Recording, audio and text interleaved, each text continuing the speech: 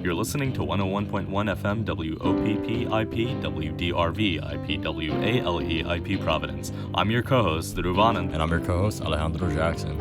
And this is the Outta Pocket Podcast. Where we pull conversation topics out of our pocket. And occasionally, go out of pocket.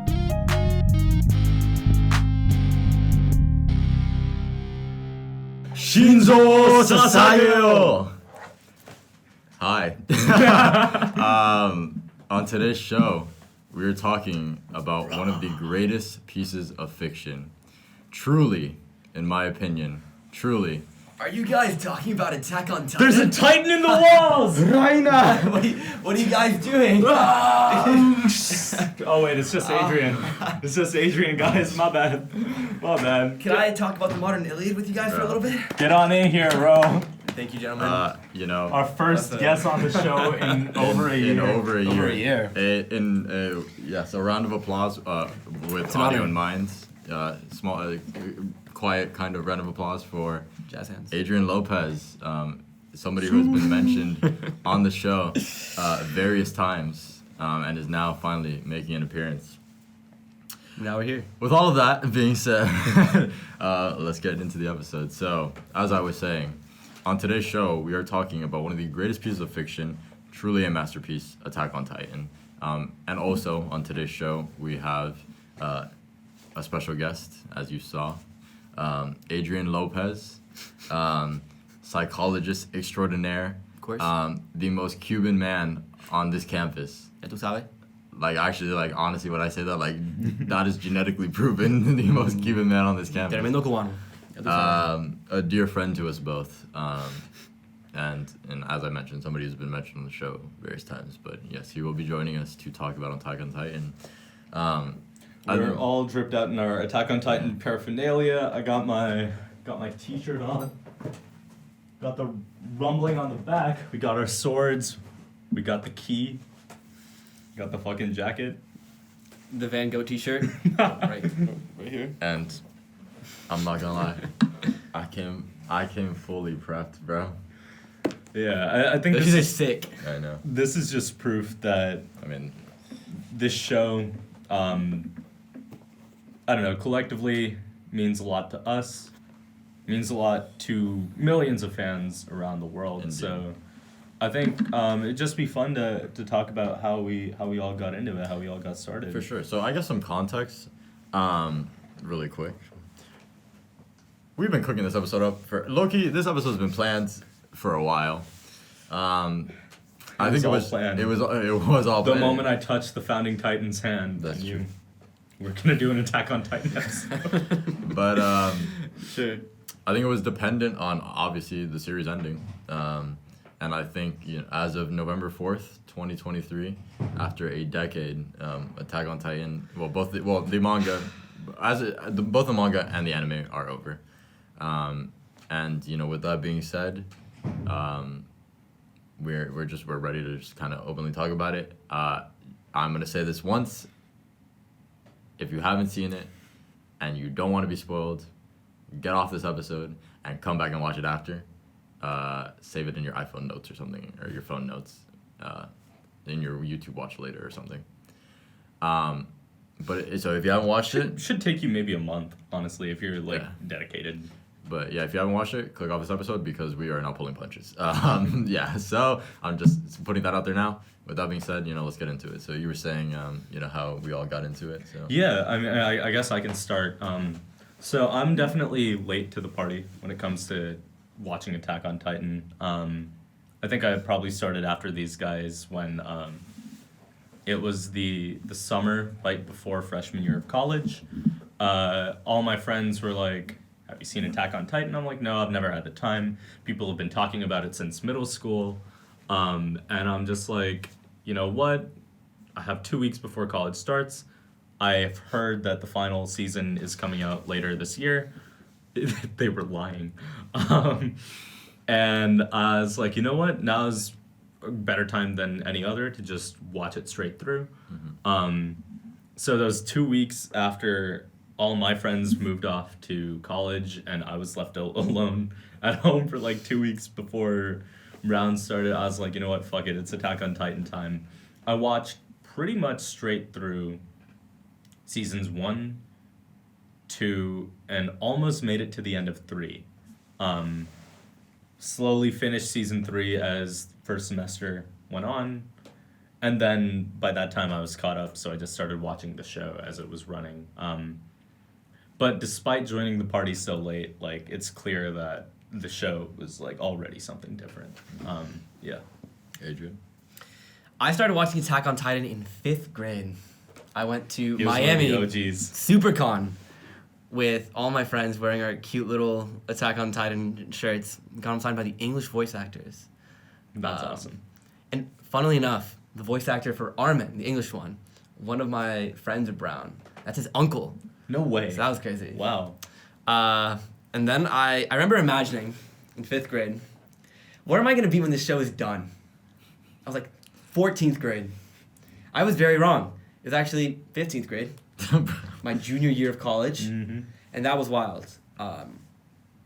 It's been a long 10 years, and we're finally here. Yeah. It was a good show. I grew up with it, admiring the characters. Erwin's speech got me into public speaking, and that was awesome. He was a huge inspiration. So, Ride on, my soldiers. and now I'm basically an adult. Yeah. It's been 10 years. Yeah. How about you? So, contrary to what Dhruv mentioned earlier, I only started like 2 months before you. Oh, really? I started watching Attack on Titan in March of March Guys are like 8 years 2021. late. Yeah. Yeah. That's wild. I'm sorry we can't compare it to OGs like you, bro. I That's know. crazy. So, OG's wild. I remember there's some Instagram account I follow, and Broski was posting like, not like spoiler free, wild statements about the show. Like, oh my god, I can't believe you said whatever. And I was like, man, bro, what's all the hullabaloo about? That's crazy, bro. These Instagram accounts and like Twitter blowing up talking crazy about this show and how great it is. And obviously I'm sure both of you can relate, and this is probably something we've talked about on the show. Senior year of high school, especially towards the end, once like AP season comes up and like, you're kind of just like, I'm ready to get out of here. You start taking a lot more time to start watching shows and playing games again. Summer's coming up, and I was a senior. That senioritis was hitting, and so I was like, let me watch a show. On God, that senioritis was something crazy. Yeah, and so I just started binging the show on a random weekend. Like I was and I think funny enough, I think I was quarantined at the time, not because I had COVID, because like I'm sure. Well, and this is actually funny. For those of you who couldn't piece with context, Adrian lives like 10 minutes away from me. So In Miami. In Miami. I say that to say that, or I bring that up because you can probably understand where I'm coming from when I say that, like, when I talk about the quarantining situation in Miami-Dade public schools. But essentially, somebody in my class got COVID and they sent us all home. It wasn't me. It wasn't me. Right. Honey, you got me red-handed. Oye, people, pero yo soy cubano también. I can tell when you're being wasn't me. sarcastic. No, I told you. Sí, okay. Pero, so, I'm pretty sure I was home, like, I was quarantined, and I was just like, let me just watch a show, right? So, like, I'd go to class on Zoom, log off, started watching the show. Dude, Zoom class. Oh my God. I know. Yeah. But I think genuinely, like, it kind of really shaped that kind of moment in time for me. Like, I think, like, when I think back to that, like, it's just, like, it's, like, Attack on Titan and just, like, the transition to, like, a new stage in my life. Yeah. Attack on Titan to ignite the new stage in your life is crazy. Yeah. Yeah.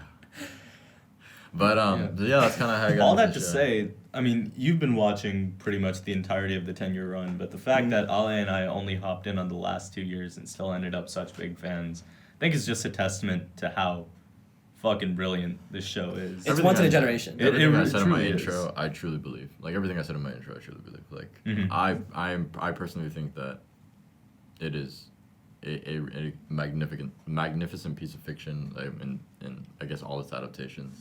Well, I mean, The live action movie. I don't know about that, but I mean, it's not a thing. But is there a live action? I have no idea. I've There's a heard, trailer floating around at some point. I know there is there is such a thing as Attack on Titan Junior High. Yeah. Where it's There all is, like yeah. chibi animated.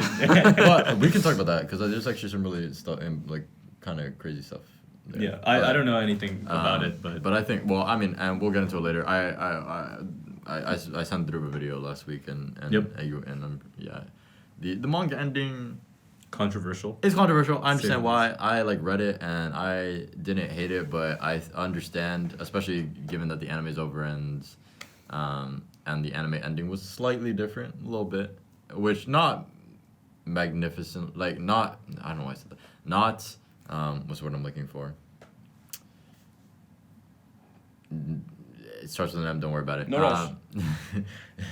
No, it wasn't super different. Is basically what I'm trying to say. Which, like I said, we'll get into it later. But I think it made a lot of big changes. I think the anime, from start to finish, I think is like such an amazing show. Or like and yeah. But So let's get into it. I think the way I want to structure this is like, first let's kind of give like a broad strokes recap of the show, and then we could just get into what we liked about it. sure. With that being And get said, into the ending. if you know anything about the show, when Dhruv says a broad strokes recap, it means this recap about to last the next 30 minutes. Yeah. So, So like, I think just to get us started, Attack on Titan is one of those shows where there are a lot of different moving pieces that all like come back and pay off later on. I mean, like, in my mind, I've never seen or watched Game of Thrones, but from what I understand, another really sort of complicated plot heavy show. I heard they lost the plot at the end, but like either way, I would divide Attack on Titan up into seasons 1, 2, and 3, and then quote unquote the final season, which is effectively seasons 4, 5, and 2, like and hour and a half long. 6.1 and 6.2. Yeah, two movies. But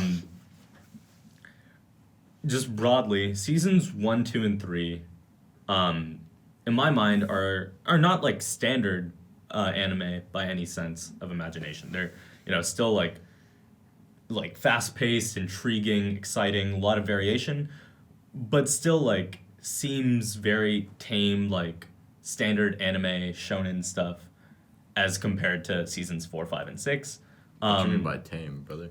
No, maybe not tame, but you know what I mean, where it's like, What is tame about giant naked babies eating your mother? I guess what I'm trying to say is seasons 1, 2, and 3 still feel relatively like you have a hero who has a close band of friends fighting this like Supernatural enemy power. Whereas seasons 4, 5, and 6 blow that wide open and make you question everything about the show so far. So with that being said, would you guys like to like lead a recap of? I got you. Go ahead. It all begins with It starts with one thing, and it all starts with your classic shonen character who is essentially real quick for our viewers. What does shonen mean? it's like your classic hero character, and starts when they're very young. And so it all starts with our character Eren. He's a loser, essentially. Yeah. And he has a sister/love interest who's not actually his sister. It's his friend. It's You could have complicated. just said friend. Bro. It's complicated. It's complicated. But we have him. He If I'd known you were gonna bring Freudian analysis into this, Eventually. Brother in Christ, do you know who we're having the show? Okay, it all begins with Eren. He's essentially trying to be he's kind of weak. He has a really smart friend who's also incredibly weak and unathletic. And then he has his sister/love interest/friend, who's really strong and protects him.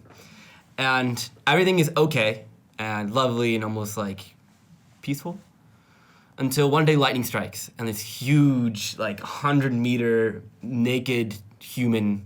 Not just even naked, like the skin is peeled off. This naked dude. to the point of muscles showing, and that person just breaks through this wall. Explain our setting. Here's our setting. We have kind of like your classic sort of 17th century, you have like farm, German village, Yeah. but there's a huge wall that protects this village against giant naked babies. There's 3 of them. There's 3 walls. All And concentric. And your placement depends on largely Your social class. yeah, there's a sort of like hierarchy, and the lower you are in the hierarchy, you The are farther out. the farther you are out from the center, and the closer you are to the giant naked babies. And so everything was pretty chill and peaceful until one day lightning strikes, and this 100-meter muscle and only muscle, no skin, like Titan, Colossus, breaks through that wall, and a bunch of giant naked babies start just rushing into this village. And Aaron's, our hero, his mom gets eaten. And so the classic shonen, the classic hero, is like trying to, he curses his fate, saying he never wants this to happen again, and he will kill everything. All these giant naked babies who have killed his mom.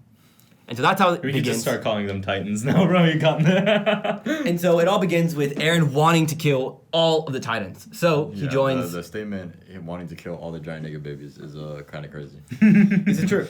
And so that's what he wants to do.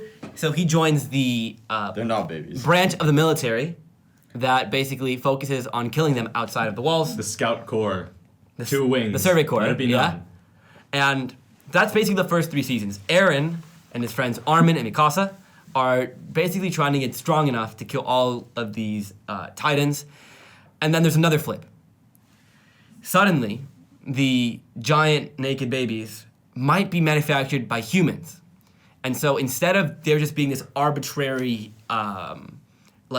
supernatural force that is oppressing these people, there's So, politics yeah. involved. Yeah, yeah.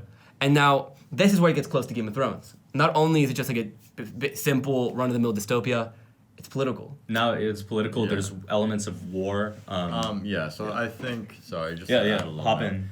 I think before, in my opinion, before the twist that there is a political element to the story, I think one of the first things we find out is that there are Titans showing displays of intelligence and showing feats of strength, skill, dexterity, etc. that other Titans haven't shown before. Because up till this point, practically all the Titans we've seen are just giant, mindless, giant naked babies. Running around, mindless. The only thing on their mind is eating humans. And they're terrifying, man. Like, I remember that first season of Attack on Titan.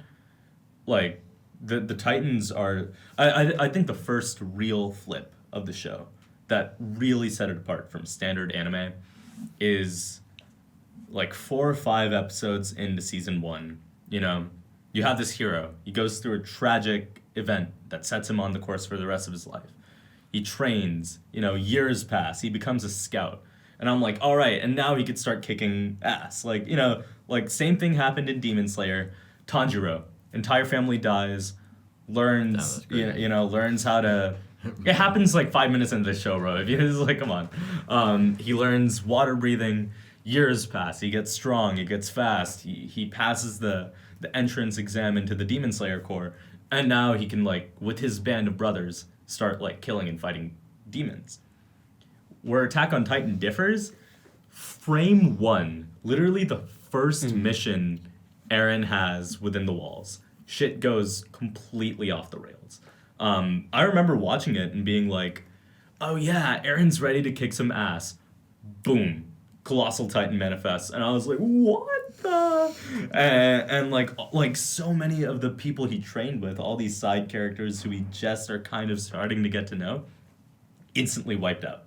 And I'm like, this is where Attack on Titan's strength lies, I think, narratively. It's just like, as an audience member, I felt like I was always on my feet, Sure. just trying to guess where the show is gonna go.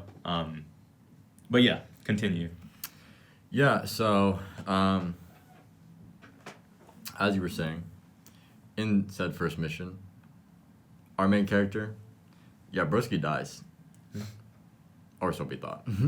They ate him. Broski got eaten, lost an arm, shit was tragic. We were like, oh goddamn. Oh dang. Oh, dang. And so we start focusing on the female protagonists of the show, and the rest of, the cast and crew who, as Dhruv mentioned, were, fighting alongside Eren. We thought they had plot armor. The Yeah. moment Eren gets bit, we're like, Yeah. And so kind of to preface, or I guess right before what the twist which I mentioned earlier, some real, a really loud, aggressive, edgy-looking Titan shows up out of nowhere and just starts beating other Titans' asses. So that's like, we have this village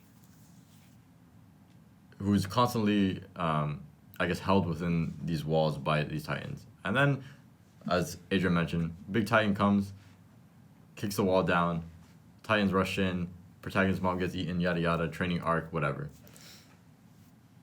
First mission, Broski gets eaten, people are freaking out, and now there's this edgy-looking Titan who's beating other Titans up, right? Like, no, And everyone's these are- like, hey, wait a yeah. minute. And as Dhruv mentioned, this is like within the first like at least 10 episodes of the show. Yeah. And you're like, what the hell?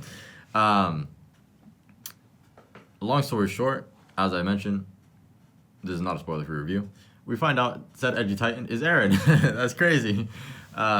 So I bring this up because I mentioned earlier that we find out that there are these Titans exhibiting, you know, advanced, displaying advanced levels of skill in various areas. And it turns out Eren's one of them. And we later found out there are more, and they're called Titan Shifters. And now there's this question of infiltration because it seems that the Titans who have committed now 2 attacks because the first one being when Eren the first one being when Eren was a kid, the second one being when Eren was on like his first scout mission. They have now committed 2 attacks on the walls. It's like, dang, somebody did that intentionally. It could be any one of us. And so, you know, now the first season is this, you know, Halfway through. And that's the crazy thing. Like, this amount of plot alone would seem like, oh, that's like a season's worth. Nah, Attack on Titan there's like 10 episodes. burns through it, and you still have like And half like of season 1 10, to go. 20-minute episodes. Yeah. These aren't like hour long. These are like 23-minute episodes. And yeah, and you know, fast forwarding, would they find one of the members of a different branch of the military is a Titan shifter. Real quick before that, after that first mission goes haywire, everyone's like, oh, we need to like join the scouts. There's 3 branches of the military. The scouts are the ones who go out and like basically put their lives on the line instead of taking a cushy like security job to try and figure out what these Titans are up to. Once everyone realizes that, wait a minute, Eren can turn into a Titan, what the hell is happening here? They start like this whole mission of trying to unravel more about the mysteries of the Titans. Mm-hmm. They go on this huge expedition out past the wall. And all of a sudden, this female Titan comes out of nowhere and starts wrecking everyone's shit. And that's when they find out that... There's an imposter among us. Yeah. Who, yes. And just, yeah, there are just levels of really weird displays. Like, her scream attracts other Titans, or like can command other Titans. And you know, as Dhruv mentioned earlier, all these things pay off. And we, actually, low-key, I don't remember, I feel like I'm not tripping. And I should look this up, and I don't remember if they ever said this in the anime. But I'll come back to it. But let me look it up. But continue. Expedition. Yeah. So they go on this expedition. They find out... Oh, I'm just going to say her name. They find out that Annie, this friend who they thought had, you know, was one of them, one of the scouts, turns out to be a Titan shifter. There's a huge battle to capture Annie. And, you know, Eren and Annie get into this huge fight, and they turn into Titans, and they're beating each other up, and they have Annie on the ropes, and she encapsulates herself in this, like, crystal cocoon, and that doesn't pay off for seasons, which is so cool. Till like the very end. Yeah, pretty much until the very end of the show. And this is a seed planted in season 1, which is so awesome. But honestly, like, it's been like 15 minutes and we're still talking about season 1. I'm not tripping. But I don't know. Either way, things happen. I guess we can't get too into the weeds, otherwise we're going to be here all day. But, the broad strokes, you What find is out... the essence of it all? Yeah, you find out that 2 more people are Titan. You're like, what does that all mean? There's Betrayal. all this, I there's think that all was one of this the best lore. reveals in anime. Yeah, no, honestly, it's pretty sweet. Which in and of itself, I think that there is, and Adrian, the resident psychologist here, there's something very, I mean, it's true. There's something very interesting in the way it was revealed in and of itself. Mm-hmm. Long story short, 2 of the characters we've been hanging out around with for the last like season and a half. Turned out that they are Titan shifters too, and we find out because they straight up just say it. Yeah. And I bring this, I say all this stuff about psychology to say like, there's something very interesting about like having to sit with something on your conscience, and that's something that the show explores very well. So I mean, obviously we'll talk about the larger themes of the show later, and I know Adrian is one for the exploration of the human mind and whatnot is what he really enjoys. So if you have any takes about that, or either, well, we're totally gonna get into that stuff later then. Yeah.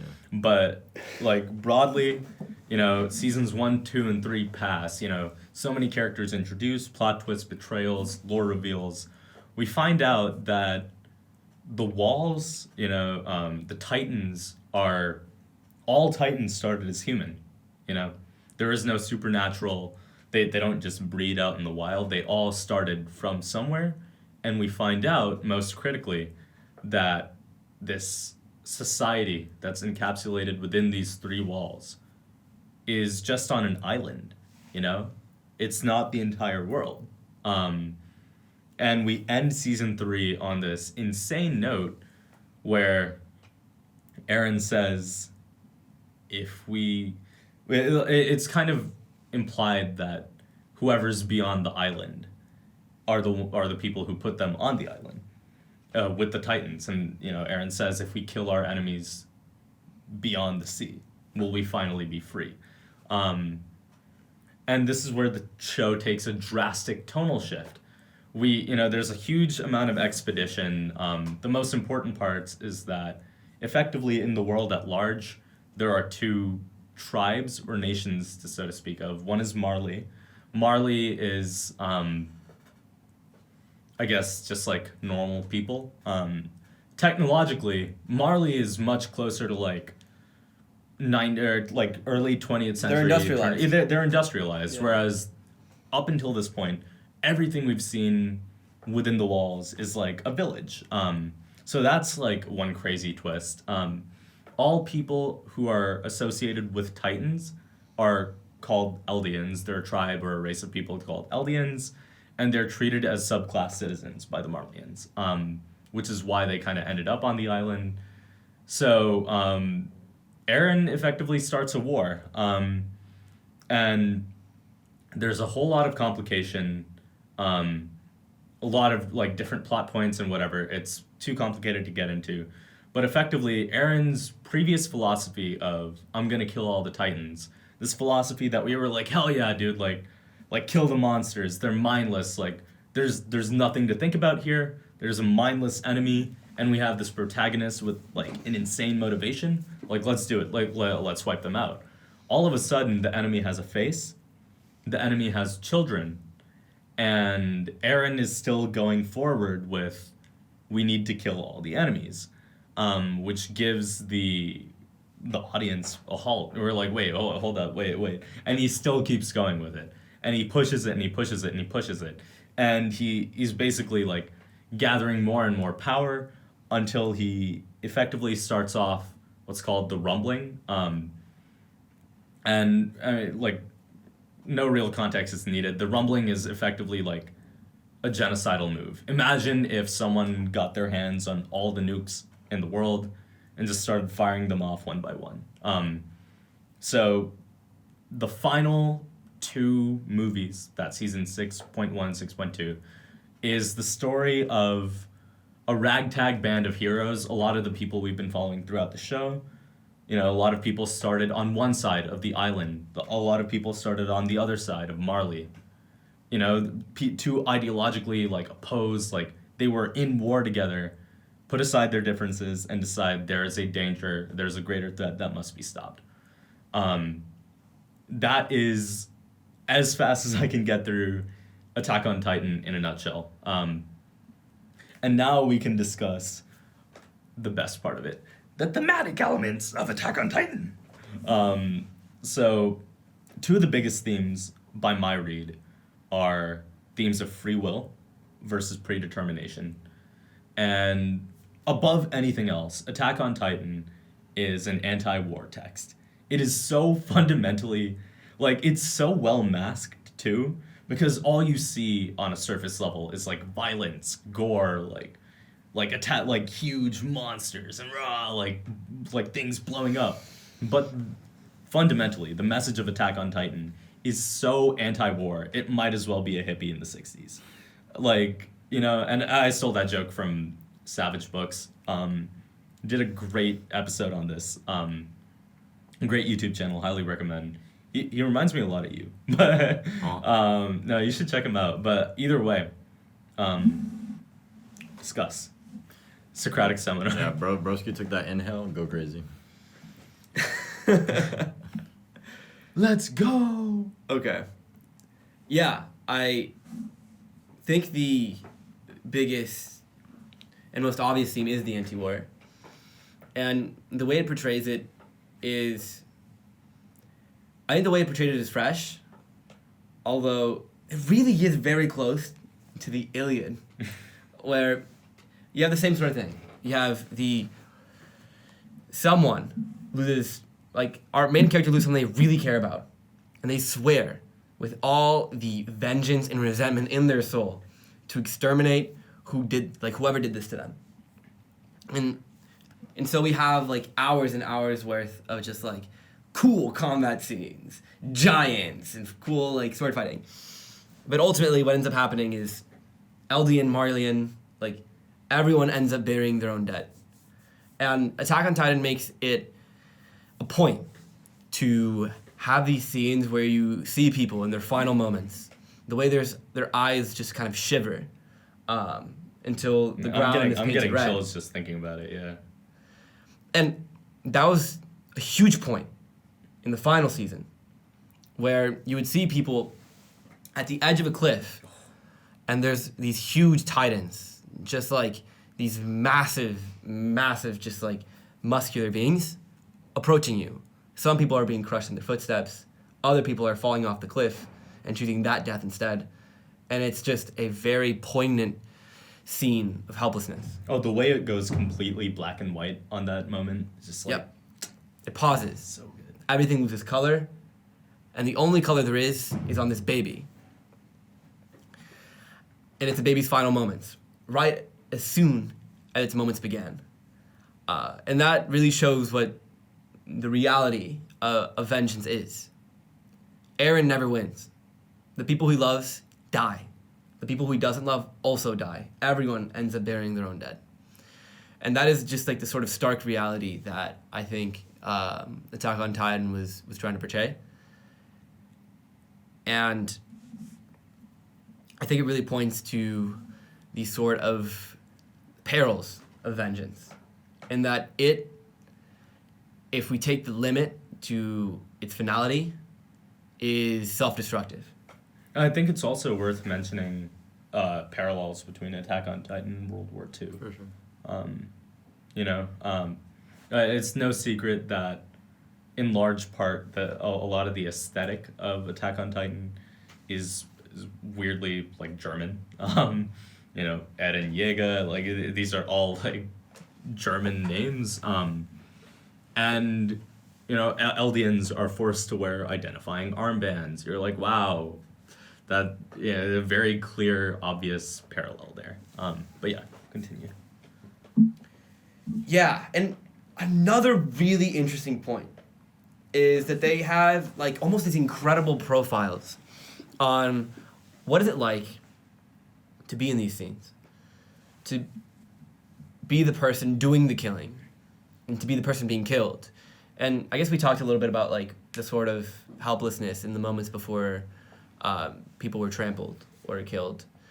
But another thing that Attack on Titan does really well is portray the sort of anxiety that kind of just like coats the souls of the people who are actually doing the killing. For example, we have Reiner, and we have Bertolt, right? These are, they were like, 14? Yeah. They were 14 years old when...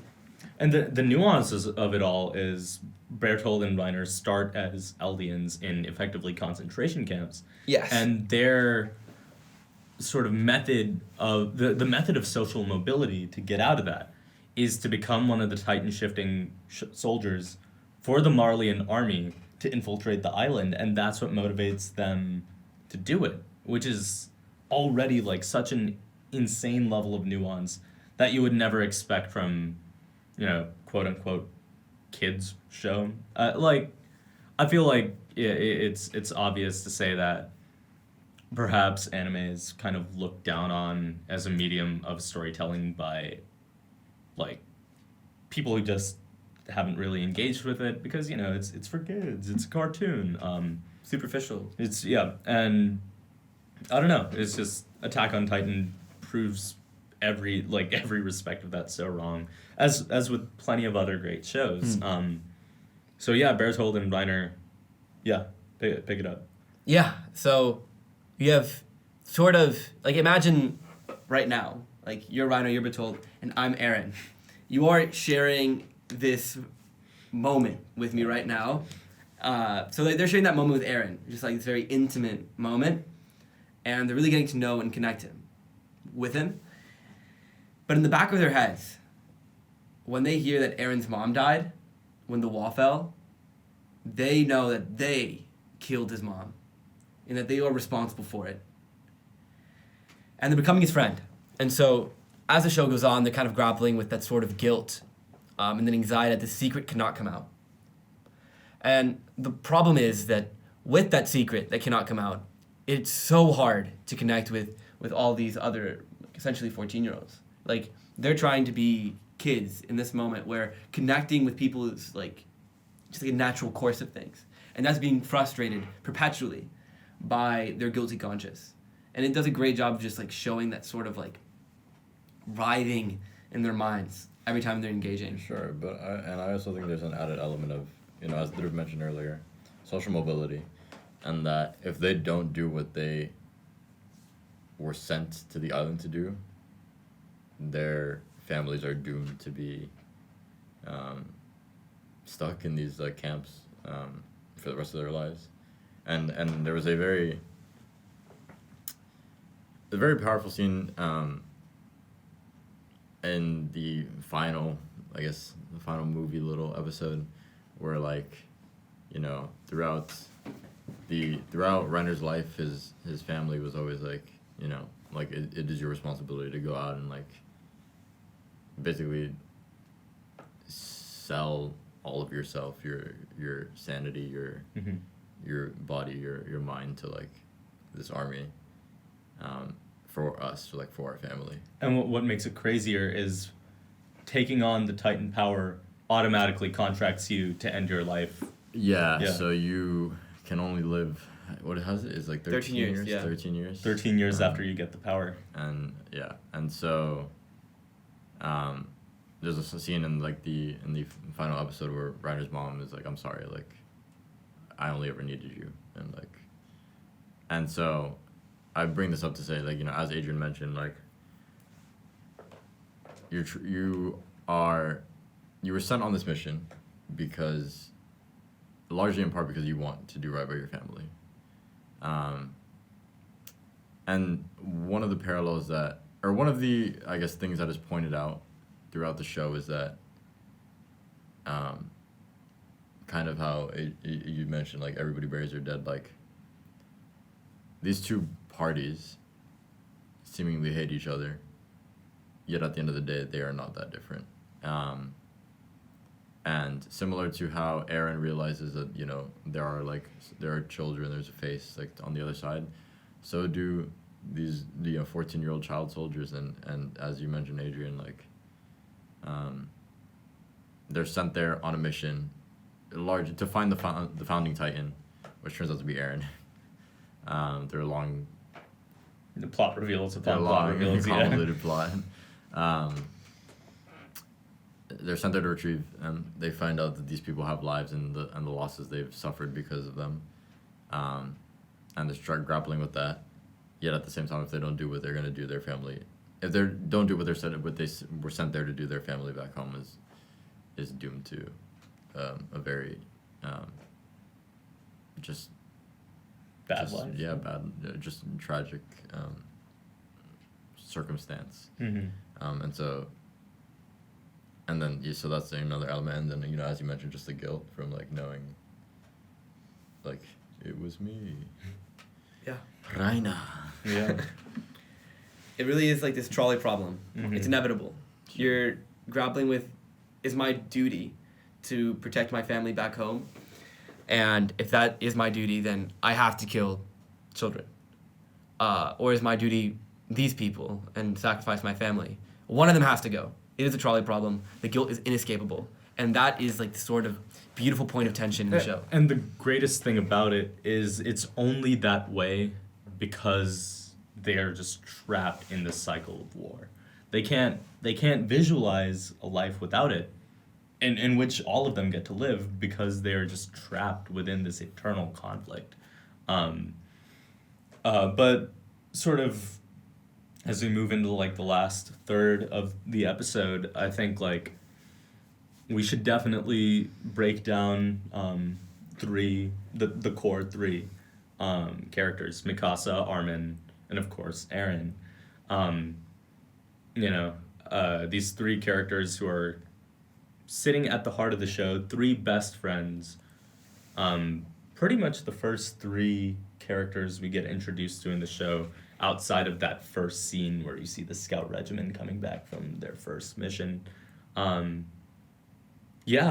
how do they grow, evolve? So full spoiler, as Ale and I were going through or maybe not a spoiler, as Ale and I were going through and just watching the show as we were catching up, Ale was like, like Eren's my boy, like Eren has always been Ale's favorite character.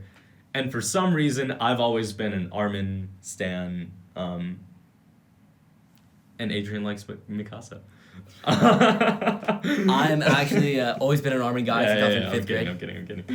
Oh my god, the smart, nerdy guy makes great decisions. 100%. He's a military tactician. Armin and Erwin. Like the same thing that happened. Like Armin and Erwin were my boys. Armin and Erwin, bro. Biggest inspiration. Let's start with Armin because Eren is just like an even bigger can of worms. But we see him, short, blonde runt. He's always been like book smart, never really street smart. He left Mikasa to fend. But like we see his strength is strategy, and thinking through things. And he keeps going throughout the show, always trying to think, is there a better way to do this? Like, is there another way? And the key moments that are just sitting on my mind are, of course, the three biggest moments in like the Armin highlight reel, so to speak. There is a moment when Armin is effectively on death's door, and so is Erwin, the commander of the entire Scout Regiment army. And Levi, who's an absolute G, I guess we don't have enough time to talk about Levi today, is given the choice between resurrecting Armin or resurrecting Erwin.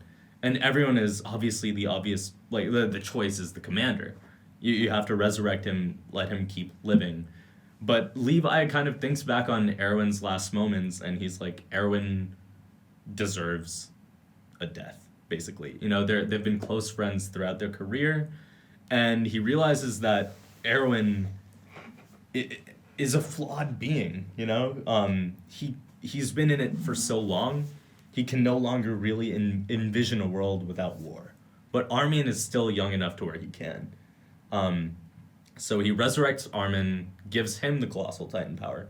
Fast forward, the moment at the beach where Eren's like, I could kill all the enemies. This doesn't really get explored until like the last episode, but Armin picks up a seashell. And of course, the last moment in the highlight reel for me is that conversation between Eren and Arwen that we see play out during that last episode. And yeah, like Ale, like What like happened there?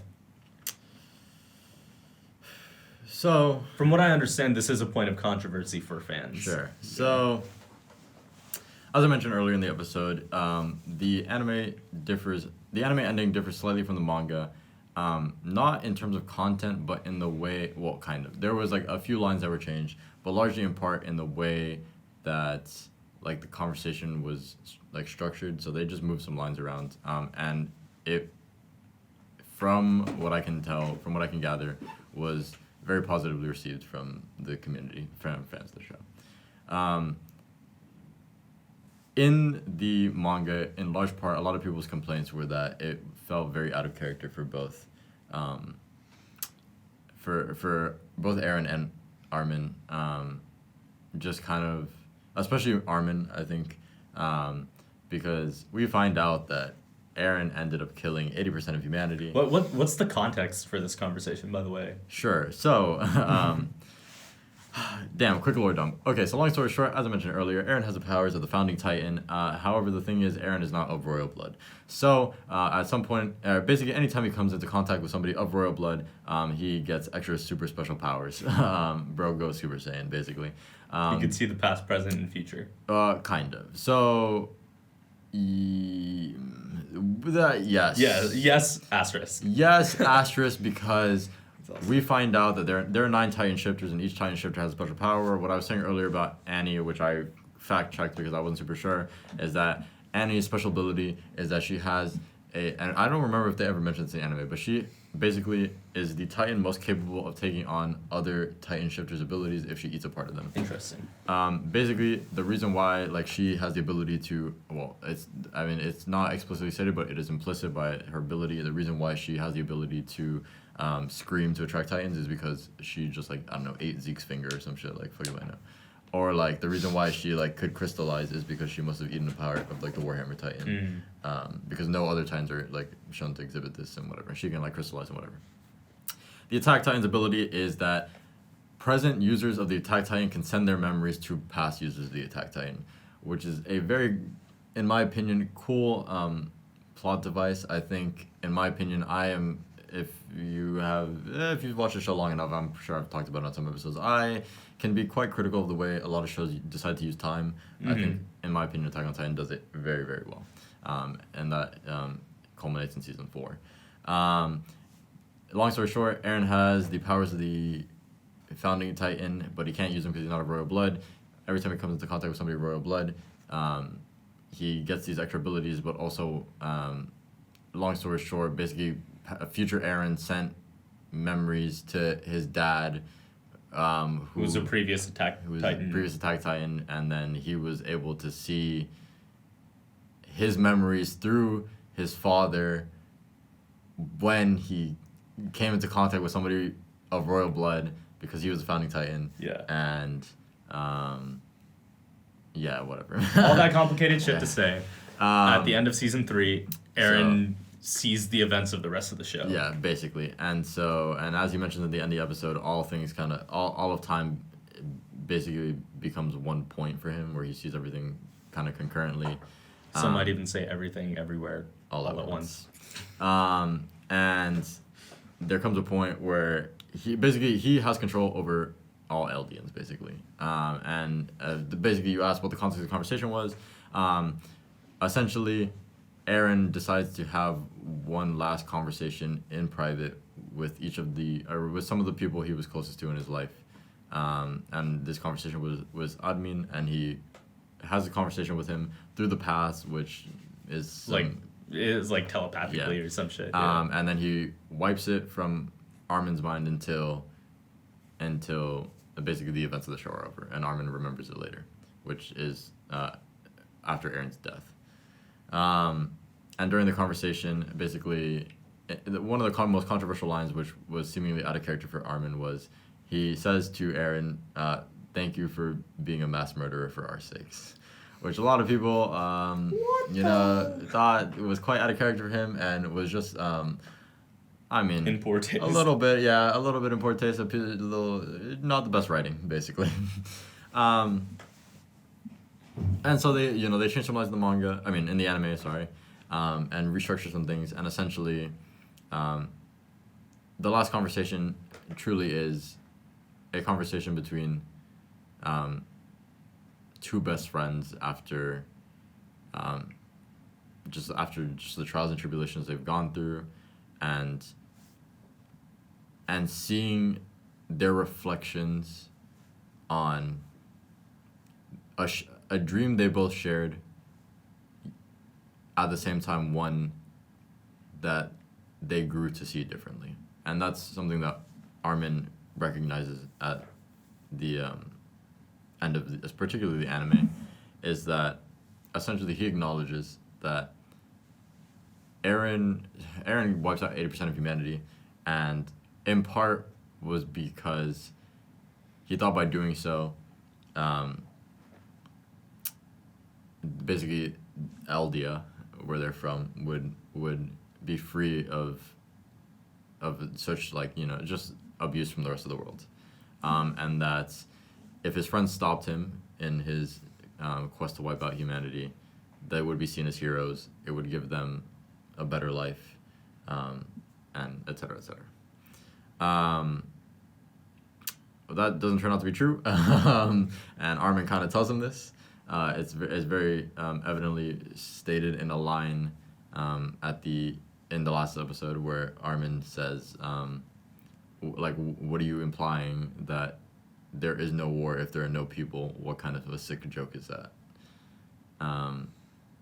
And he then follows up by saying, the only lesson they will learn is that you can either kill or be killed.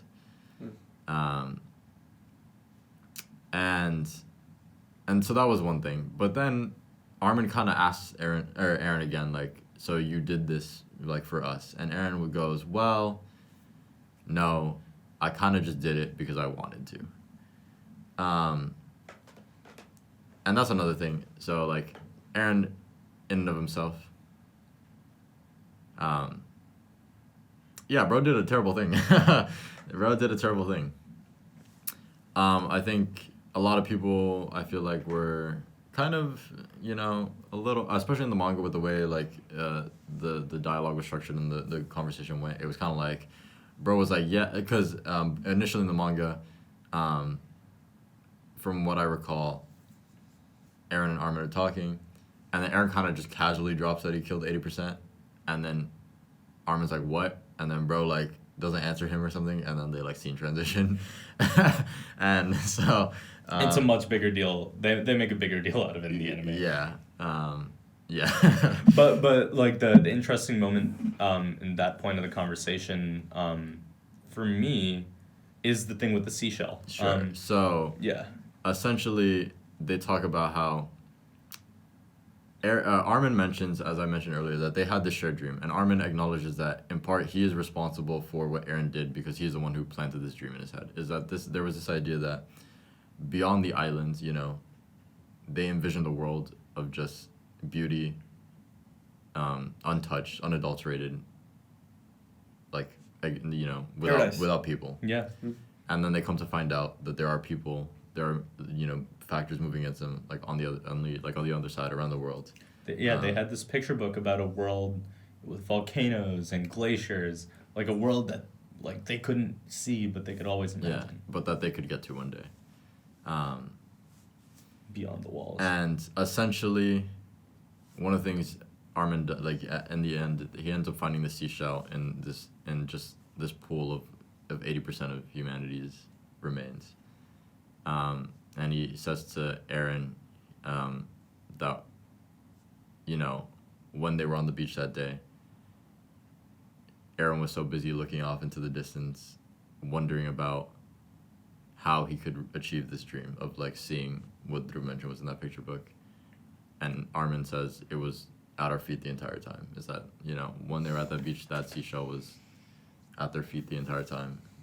And that essentially their dreams just went in two different directions. Like, and Eren thought, if I kill all my enemies, will I finally be free? And I think the last scene is just very special because, as I mentioned, Armin acknowledges Eren did a terrible thing. He acknowledges that he has a part in how Eren got to where he's at, and he says, we'll see each other in hell, and we will spend the rest of our lives together in hell. You know, after we both die. And I don't know. I think, you know, it's a lot better of an ending than the manga, but it's also just a very special scene. I think, you know, beyond all the themes of war and of free will and predetermination, there's also just a lot of themes, kind of as I mentioned with like Reiner and his mom, of just like interpersonal relationships and just very nuanced themes with surrounding interpersonal relationships. Yeah. And, you know, What a show, bro. I will say, It's incredible. Aaron did a terrible thing. At the same time, put some respect on my boy's name. At the end of the day, he was really a young guy with a lot of power. Sure, and he acknowledges that Absolute power corrupts absolutely. Yeah. there's one of the things Aaron says in that last conversation is he was just an idiot who attained power. Mm-hmm. Yeah. I think for me, one of the reasons why I like Aaron so much, and I will stand by this, is that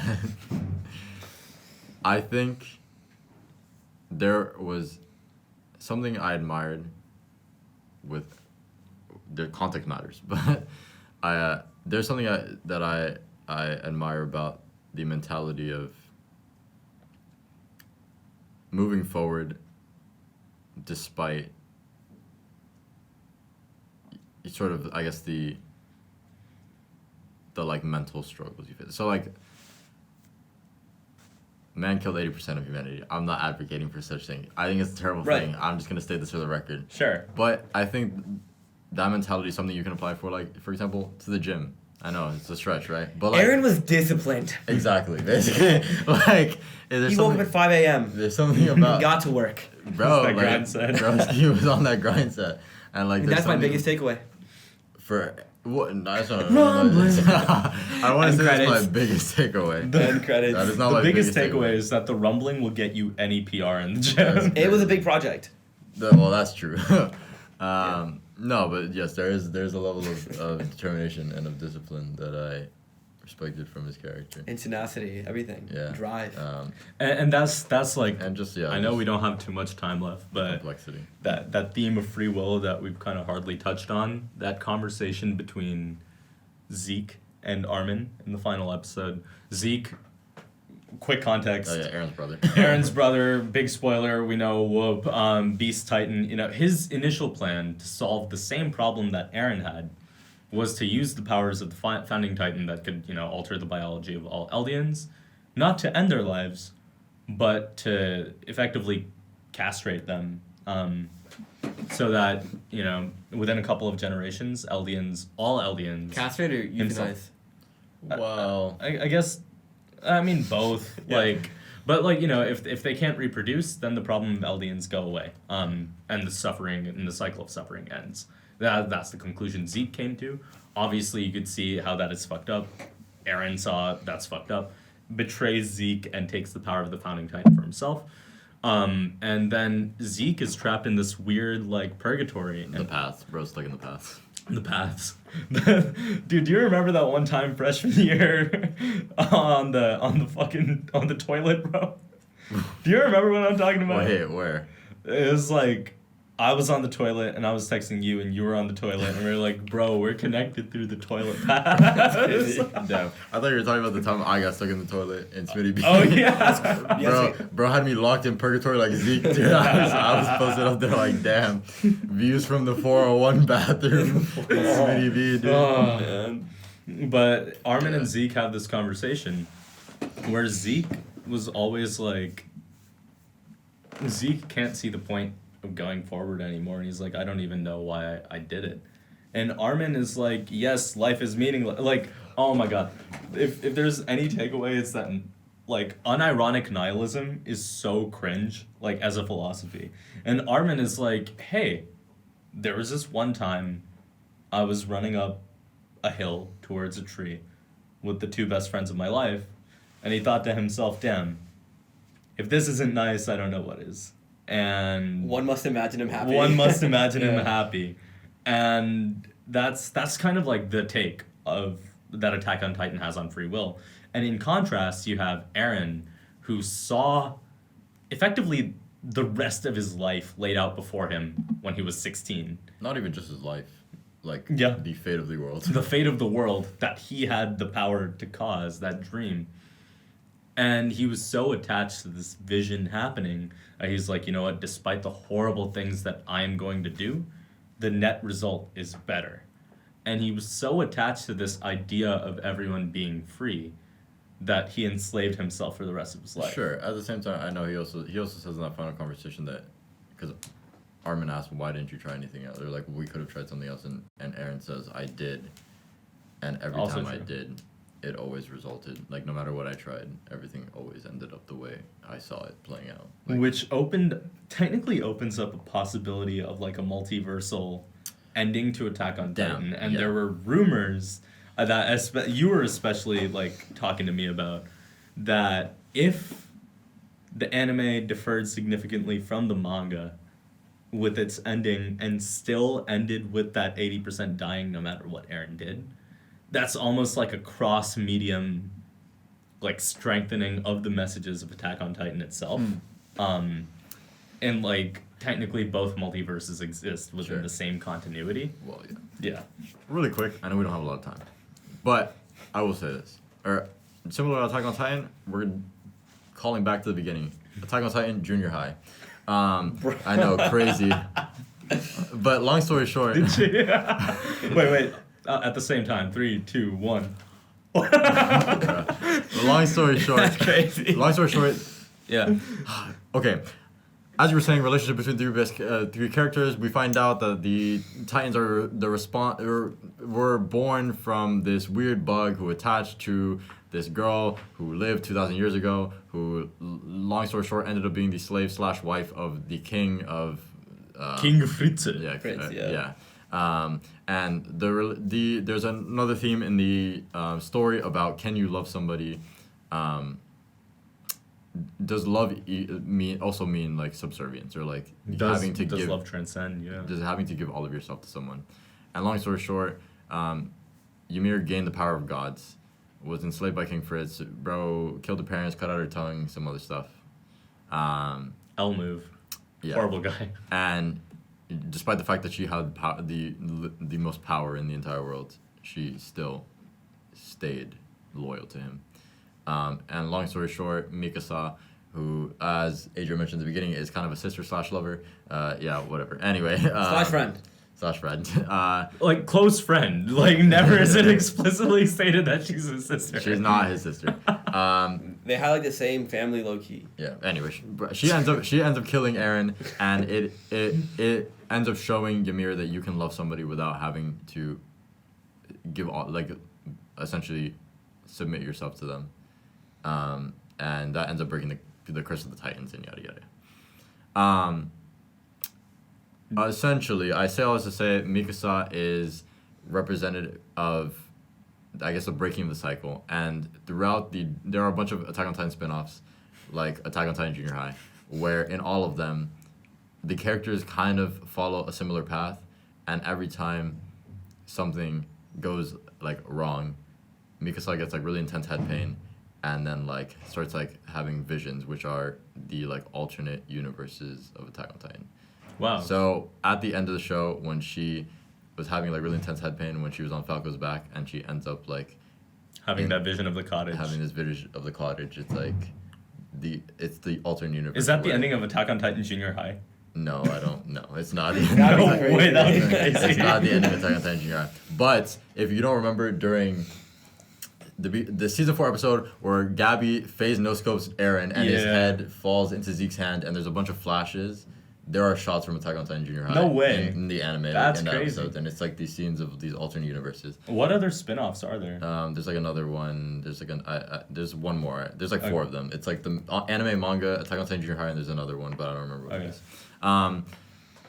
What was I saying? What was the point of this? Long story short, so yes, there's this question of like, was there going to be like kind of multiversal An like, anime whatever. specific And ending. as you mentioned, like these themes of free will and predetermination. And long story short, the anime did not end. The anime ended the same way as the manga.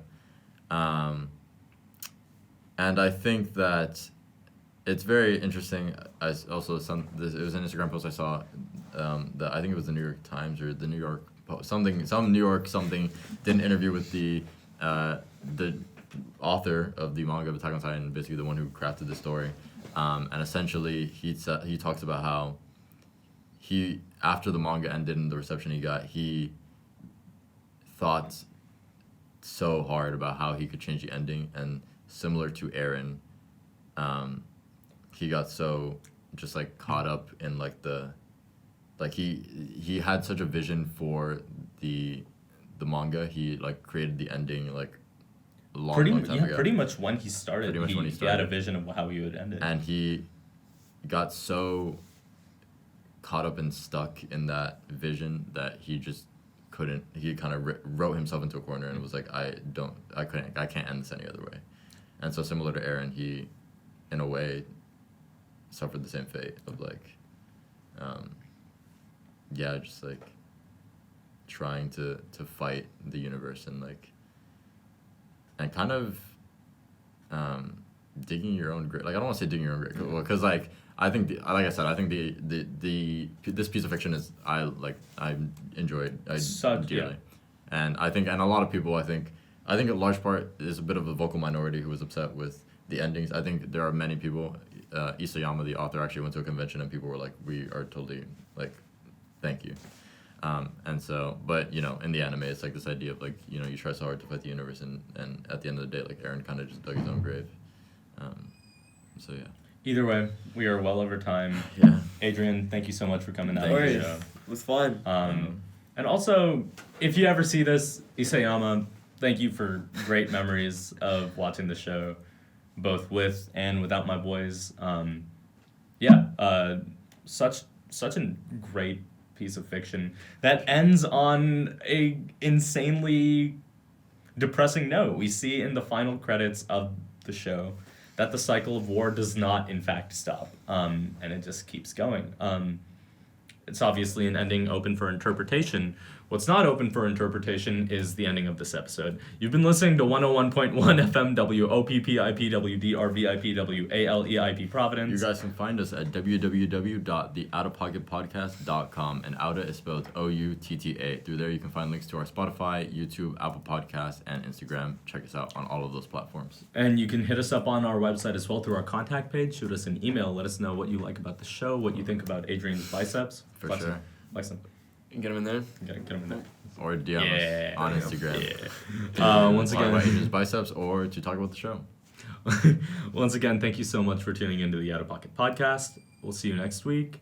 And Wipe out 80% of humanity. yeah. Catch you guys later. Rumbling. And take care.